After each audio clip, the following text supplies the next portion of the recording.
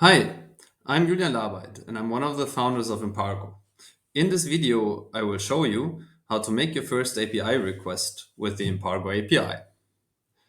To get started, we first have to generate an API key. To do this, we select in the Cargo apps the tab API keys, and there you see right now I do not have any API keys yet. So I click on Generate API Key. I could specify a name for the API key, like integration test, and generate the key. Now I have the API key here, and with the small button here, I can copy it to the clipboard. As a next step, I go to the API documentation page, click on it.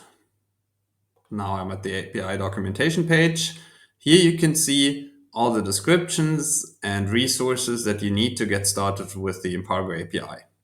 Right now, I won't go here into detail, but right away click on Try GraphQL API Playground at the top left. Click on it, and then I jump to the API Playground.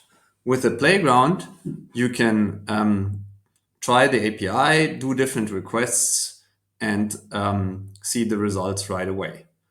And here in the top part of the playground, you can specify the operation that you want to run. In this example, I've specified I want to run the mutation import order. So I want to create an order with the API, and I want to get back, I request some data back, I request back the ID, the order reference, and some details about the route, the distance, and the time. In the bottom part here, in the variables, I specify the data that I want to pass to the mutation. In this example, I pass a reference. I call it import order example as a reference number, and two stops, a first location Berlin and a second stop with a location Paris. For the mutation to work, I also need to now go to the headers tab and add my API key as the authorization header. I've already copied my API key here, and now I can click on import order to run the API request. If the API request is successful, you can see the response right away here on the right side.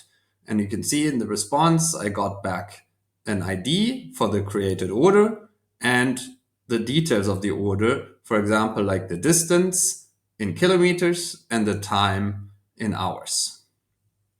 Finally, to see if the order really was created in my Cargo Apps account, I can now go back to the Cargo Apps and go here to the orders table.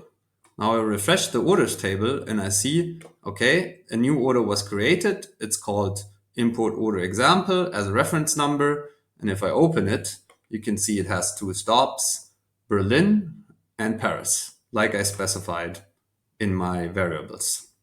So there you have it. You successfully created your first order with the IMPARGO API.